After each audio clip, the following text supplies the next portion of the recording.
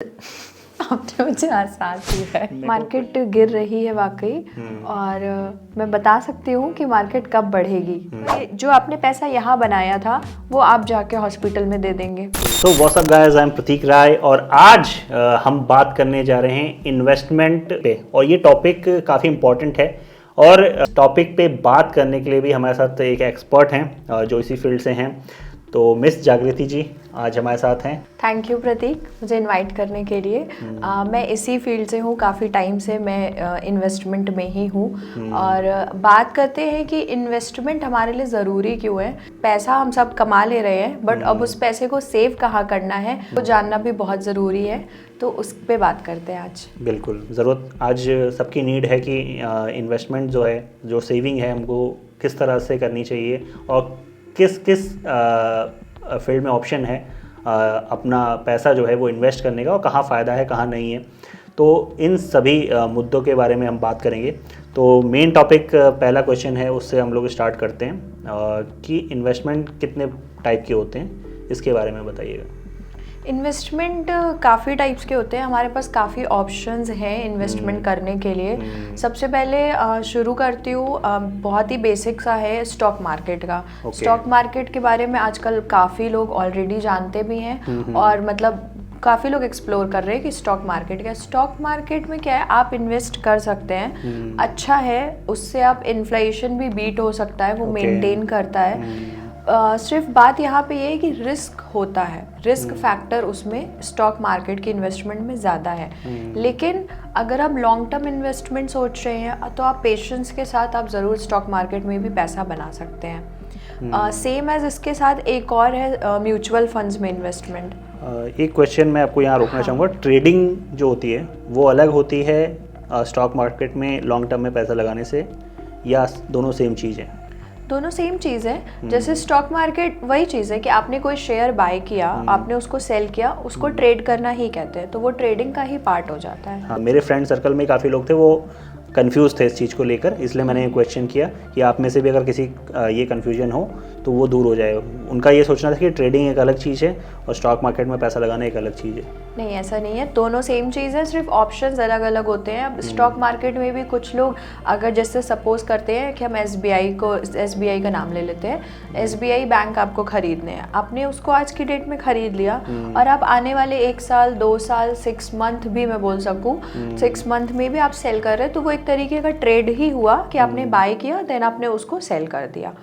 अब इसी के साथ कुछ ऐसे भी होते हैं, फ्यूचर एंड ऑप्शंस भी होते हैं हमारे पास कि हमने उसको बाय किया और एक उसकी एक्सपायरी डेट होती है जिस पे आपने उसको सेल कर दिया। बट दोनों चीज़ें सेम है, आप स्टॉक मार्केट में ही ट्रेडिंग कर रहे हैं। देखिए, इन्वेस्टमेंट तो ठीक है, वो एक अलग बात है, पर काफ़ी लोग ये बोलते हैं इन्फ्लेशन भी तो फिर उस हिसाब से बढ़ रहा है, तो किस तरह से इन्वेस्टमेंट करें कि वो ज़्यादा इफेक्ट ना डाले इसमें? बहुत ही अच्छा सवाल किया आपने कि इन्फ्लेशन जो है यानी कि महंगाई वो हर साल बढ़ती है और वो बढ़ ही रही है। तो इम्पैक्ट तो होता है, वो हमारी डेली जो नीड है उसमें भी इम्पैक्ट करता है कि आज आप अपनी फैमिली की जो ग्रॉसरी शॉपिंग कर रहे हैं वो आज आप 2000 में कर ले रहे हैं, लेकिन बिकॉज ऑफ इन्फ्लेशन वो चीज़ आपकी 2100-2200 रुपये में आ रही है। तो वो इम्पैक्ट तो बहुत करती है। हम ये चीज़ कर सकते हैं कि हमारी जो इन्वेस्टमेंट है, जब हम कोई इन्वेस्टमेंट करते हैं तो वो उसको बस बीट कर पा रही है कि नहीं। जैसे कि आप सपोज बैंक में इन्वेस्टमेंट कर देते हैं, या सपोज आप एफडी पे भी आजकल इंटरेस्ट रेट है, लेकिन सपोज आपने 2000 रुपये, एक एग्जांपल ले लेते हैं 2000 रुपये का, उसको आपने सेविंग बैंक अकाउंट में डाल के छोड़ दिया, तो वो किसी प्रकार से भी बढ़ा नहीं, वो इन्फ्लेशन को क्या ही बीट करेगा। क्यों, आज तो आप सामान 2100 का लेके आए हैं ना, तो वो 2000 का तो आपको मतलब एक तरीके से 100 रुपये तो आपके अलग से गए ना, वो सेविंग में से तो आप वो 2000 को यूज़ नहीं कर पाए, क्योंकि आज इन्फ्लेशन की वजह से आप 2100 और 2200 रुपये का सामान खरीद के आए हैं। तो इसकी वजह से आप बस एक अच्छा इन्वेस्टमेंट ऑप्शन चूज़ कर सकते हैं जो उसको मेंटेन करने में आपकी हेल्प करे। एक छोटा सा यहाँ पे बात बताना चाहूँगी।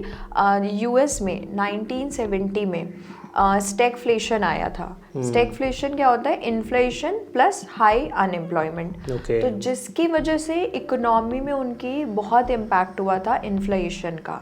तो वही चीज़ को समझना है कि कैसे इन्वेस्टमेंट करें कि वो चीज़ हम बीट कर पाए। ख़त्म नहीं कर सकते हैं, बिकॉज आपको भी पता है कि महंगाई को हम नहीं ख़त्म कर सकते। वो इकोनॉमी में जैसा चलेगा उस हिसाब से महंगाई भी बढ़ेगी, पर हम उसको सिर्फ मेंटेन कर सकते हैं सही ऑप्शन सेलेक्ट करके। तो इन्फ्लेशन को कैसे बीट करना है ये तो आपने बता दिया, और आप ये बताओ कि किन किन इन्वेस्टमेंट में जाना चाहिए और कितने टाइप के इन्वेस्टमेंट जो हैं वो ऑप्शन में होते हैं। इन्वेस्टमेंट के बहुत काफ़ी ऑप्शंस हैं अभी अवेलेबल, बट बेसिक मैं 4-5 चीज़ें बताना चाहूँगी आपको।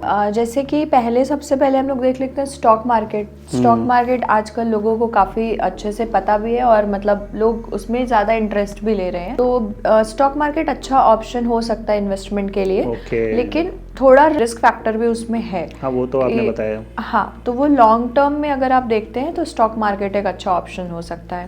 नेक्स्ट हमारे पास है mutual fund option. Mutual fund में क्या होता है कि रिस्क फैक्टर सेम है, बिकॉज आप लॉन्ग टर्म में इन्वेस्ट करते हैं तो रिस्क फैक्टर उतना आता है, बट यहाँ पे ये है कि हमारे लिए कोई प्रोफेशनली फंड मैनेज कर रहा होता है। ये मेरा क्वेश्चन था कि क्या जैसे बैंक के थ्रू जाके डायरेक्ट लोग कर देते हैं, ठीक है, वो ज़्यादा सेफ है या कोई मैनेज करने वाला हो वो ज़्यादा बेटर है ऑप्शन?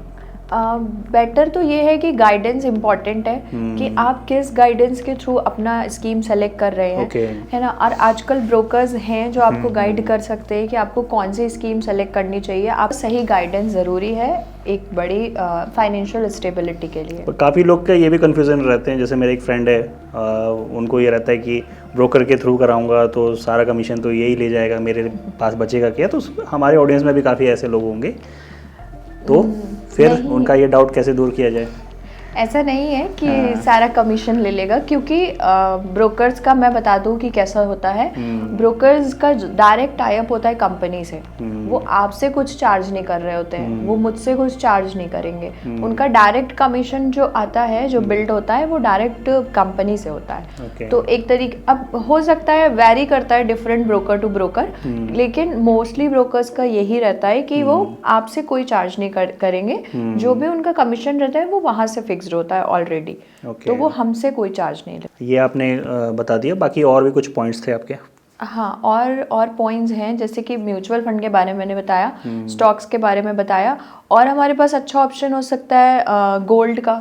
गोल्ड का तो मैं ये कहना चाहूँगी कि हमारे पेरेंट्स भी एक टाइम पे कि गोल्ड लेके और फिर वो आप 10 इयर्स के बाद, 20 इयर्स के बाद, 15 इयर्स के बाद, मतलब ये कहना चाहती हूँ कि काफ़ी पुराने टाइम से ही गोल्ड में इन्वेस्टमेंट लोग कर रहे हैं फॉर सेफ्टी पर्पस, और फॉर लॉन्ग टर्म इन्वेस्टमेंट भी हो जाती है। तो ये भी एक अच्छा ऑप्शन है आज के भी टाइम में। आज के टाइम में अच्छा ऑप्शन कैसे है कि आप कॉइन्स ले सकते हैं, ज्वेलरी जो आप कर रहे हैं, ले रहे हैं, तो आप उसको फिजिकल फॉर्म में भी ले सकते हैं और उसको आप डिजिटल फॉर्म में भी ले सकते हैं। गोल्ड ETFs भी आने लगे हैं। इसमें एक और ऑप्शन है हमारे पास बॉन्ड्स का। बॉन्ड्स में भी हम इन्वेस्टमेंट कर सकते हैं। उसमें एक चीज़ का ये फ़ायदा होता है बाकी के कंपैरिजन में कि फिक्स्ड इंटरेस्ट रेट होता है। जो भी हम गवर्नमेंट के थ्रू बॉन्ड्स परचेज करते हैं या किसी कंपनी के थ्रू करते हैं, तो वो उसमें हमें फिक्स्ड इंटरेस्ट रेट होता है कि इतना टाइम पीरियड है और इतना आपको इंटरेस्ट रेट मिलेगा ही मिलेगा। तो वो भी एक अच्छा ऑप्शन हो सकता है इन्वेस्टमेंट के लिए। और एक और ऑप्शन है हमारे पास रियल स्टेट का। रियल स्टेट में लेकिन एक प्रॉब्लम ये हो सकती है कि बड़ा अमाउंट चाहिए इन्वेस्टमेंट के लिए।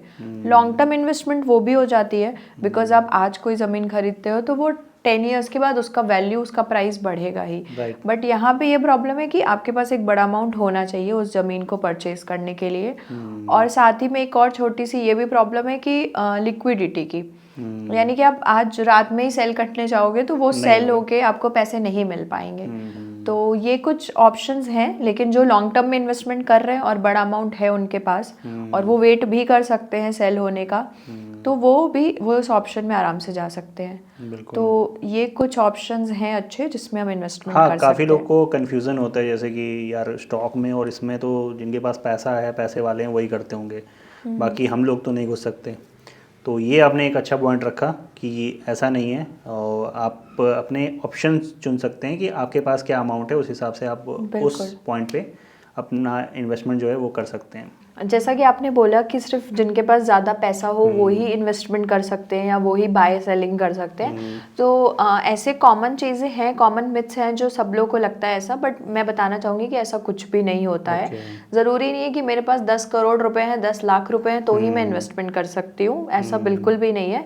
और म्यूचुअल फंड्स में तो हमारे पास एक अच्छा ऑप्शन है SIP का, सिस्टमैटिक इन्वेस्टमेंट प्लान, ठीक है। तो उसमें तो आप 1000 से भी स्टार्ट कर सकते हैं, 2000 से भी स्टार्ट कर सकते हैं, बट मिनिमम अमाउंट 1000 है।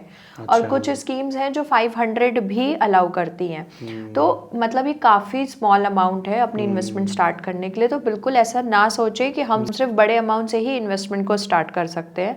और इसमें एक और चीज़ है कि लोगों को लगता है कि हम सिर्फ जो रिस्क ले सकता है या फिर वो ही सिर्फ इन्वेस्टमेंट को चूज़ कर सकता है, सेलेक्ट कर सकता है।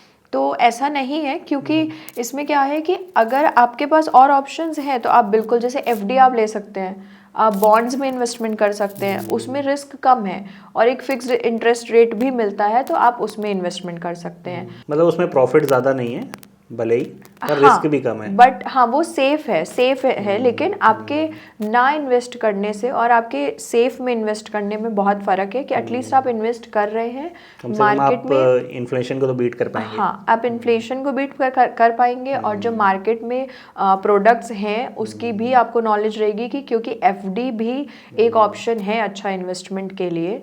तो ऐसा ज़रूरी नहीं है कि जो रिस्क लेगा सिर्फ उसका ही पैसा बनेगा, बट हाँ और रिस्क फैक्टर से थोड़ा कम बनेगा, क्योंकि हाई रिस्क और हाई रिटर्न्स होता है, ये तो हम सबको पता है। तो सेम एज लो रिस्क और लो रिटर्न्स भी होते हैं। देखो ये मार्केट जो है काफ़ी डाउन है, काफ़ी लोग इसको लेकर परेशान हैं, पर काफ़ी लोग इस उम्मीद में भी है कि ये मार्केट बढ़ेगी, तो उस हिसाब से इन्वेस्ट करें। तो अगर लोगों को ये पता चल जाएगा कि कब बढ़ेगी, कोई बता दे ऐसा, तो उनका भी फ़ायदा हो जाएगा। तो क्या आप बता सकते हो कि कब बढ़ेगी मार्केट? मार्केट गिर रही है वाकई, और मैं बता सकती हूँ कि मार्केट कब बढ़ेगी। ऐसा नहीं है, मैं नहीं बता सकती, क्योंकि कोई भी नहीं बता सकता कि मार्केट कब बढ़ेगी।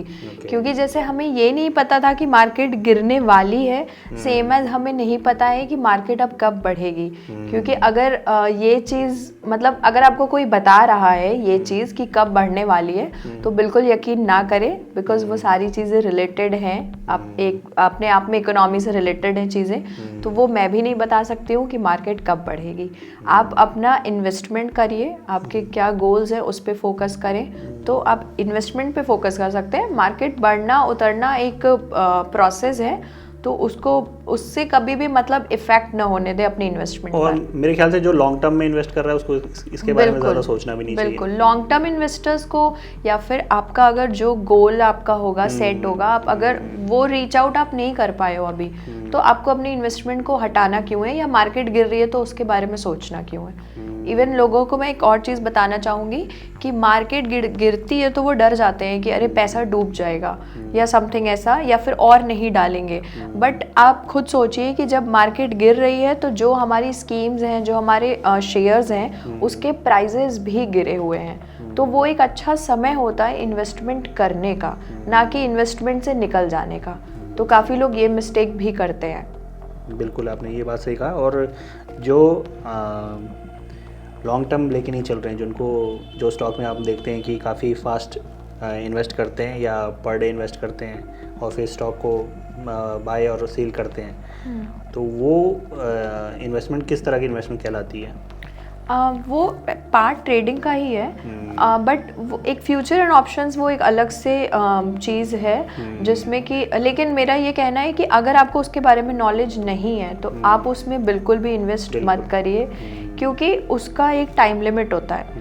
अभी जैसे मान लीजिए कि मैंने किसी बैंक का या किसी कंपनी का शेयर खरीद लिया बिना किसी एक्सपायरी डेट के, तो अगर मुझे प्रॉफिट होता है, मुझे साल भर में भी प्रॉफिट हो जाएगा, मुझे 6 मंथ्स में भी प्रॉफिट हो जाएगा, तो वो, लेकिन मैं प्रॉफिट ले सकती हूँ।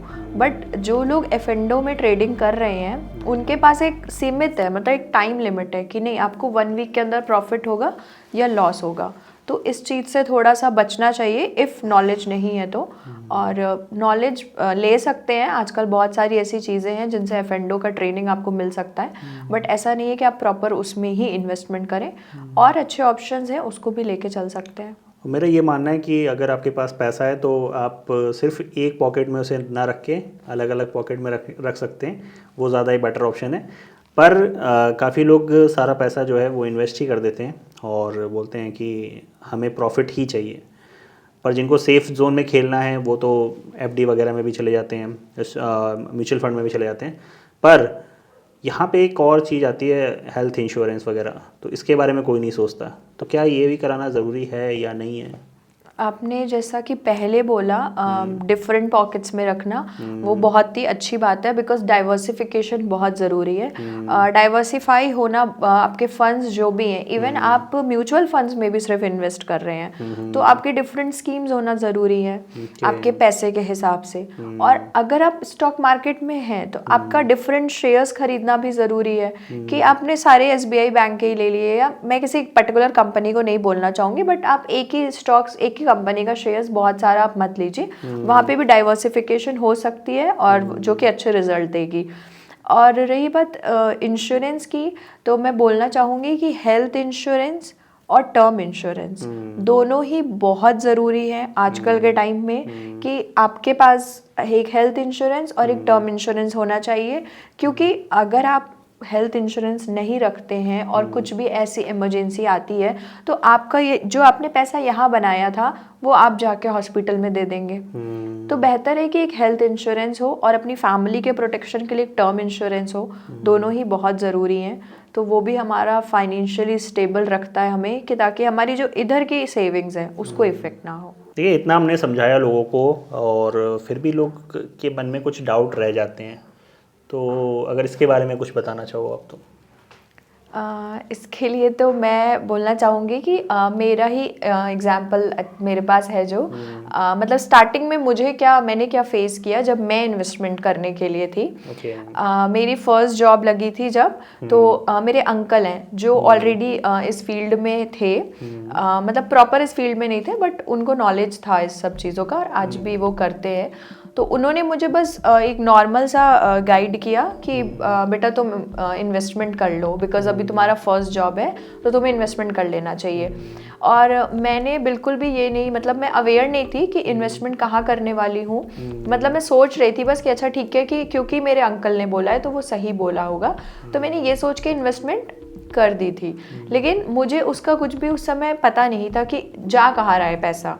तो वहाँ पे क्या हुआ कि कुछ समय के बाद पैसे जाने तो लग गए, बट कुछ समय के बाद ये हुआ कि मेरे को उनसे मतलब पूछा मैंने कि ये पैसे जाते कहाँ हैं। और वहाँ पे मैंने एक और गलती करी थी कि मैंने कभी भी अपनी इन्वेस्टमेंट को ट्रैक नहीं किया, जो कि हम सब ये गलत करते हैं। ट्रैक करना, रिव्यू करना, मॉनिटर करना बहुत ज़रूरी है, क्योंकि उससे ही पता चलता है कि हमने जो स्कीम्स ली हैं, बाय की हैं, वो सही चल रही हैं कि नहीं।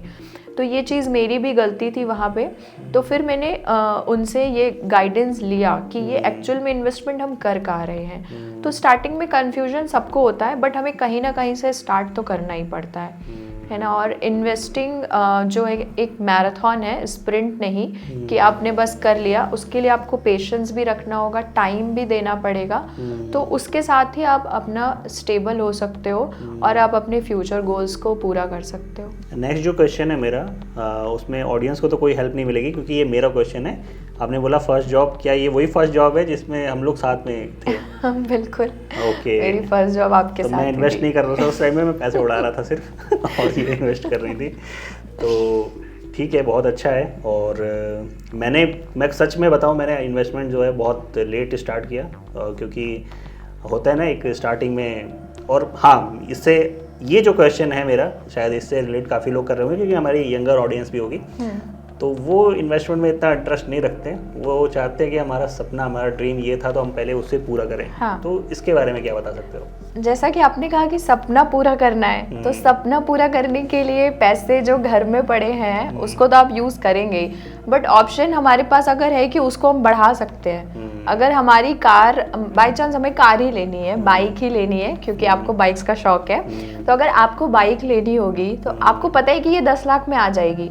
लेकिन आपके पास अभी 8 ही लाख है, तो अब या तो 2 लाख दोस्तों से मांगने जाओगे या मम्मी पापा से मांगने जाओगे, तो क्यों ना उस 8 लाख को इन्वेस्ट किया जाए और थोड़े टाइम उसको दिया जाए और वेट किया जाए, उससे 2 लाख और मैं निकाले अपना जाए। एग्जांपल दे देता हूँ, जैसे मुझे बाइक लेनी थी तो मैंने लोन लिया, ठीक है, तो वो ना लेकर मैं अगर इन्वेस्ट करता उस टाइम पे और आज के टाइम पे बाइक लेता, हालांकि मेरा ड्रीम थोड़ा पीछे हो जाता पर हाँ ये है कि उस टाइम पे आपके लिए क्या ज़रूरी है। मैं ये नहीं बोलूँगा कि आप जैसे और लोग बोलते हैं एक्टिवा छोड़ के आप स्टॉक ले लो, तो वो नहीं है। आपको जो उस टाइम पे नीड है, उस टाइम पे ज़रूरत है, वो तो आपको वैसे भी पूरी करनी चाहिए। आपकी अगर स्टडी चल रही है, आपका एजुकेशन चल रहा है, तो आपका नॉलेज जो है वो ज़्यादा इंपॉर्टेंट है कंपैरिजन टू इन्वेस्टमेंट, क्योंकि वो आपका फेज़ उस टाइम पे अलग है। बिल्कुल। तो इंस्टाग्राम हैंडल जो है वो शो हो रहा है लोगों को, आप उस पर जाके मैम को फॉलो कर सकते हैं। कोई भी क्वेरी अलग से रह गई है तो वो भी आप पूछ सकते हैं। साथ ही साथ इन्वेस्ट करना चाहें तो आप इनकी हेल्प ले सकते हैं। साथ ही साथ कमेंट बॉक्स में कुछ भी पूछेंगे तो वहाँ भी आपको आंसर मिल ही जाएगा आपके क्वेश्चन का। तो चलो मिलते हैं अगली वीडियो में और अगले किसी टॉपिक के साथ, और चलिए सी यू अगेन। बोलना है कुछ? अगर कुछ मतलब